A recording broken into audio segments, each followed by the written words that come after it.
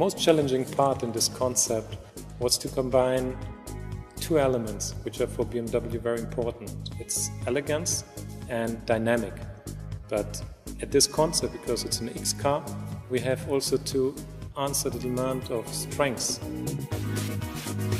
We have to handle three things at the same time.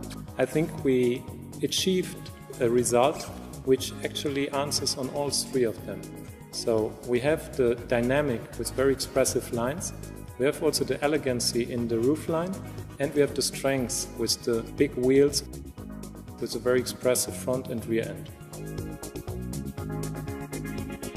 My favorite part on this concept is the combination of the simple silhouette and very expressive surfaces.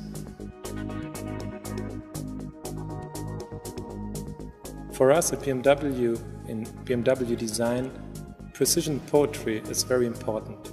Precision we express with very nice worked out details, and the poetry in rich surfaces. And this combination is on this car very visible, and I'm very proud of it.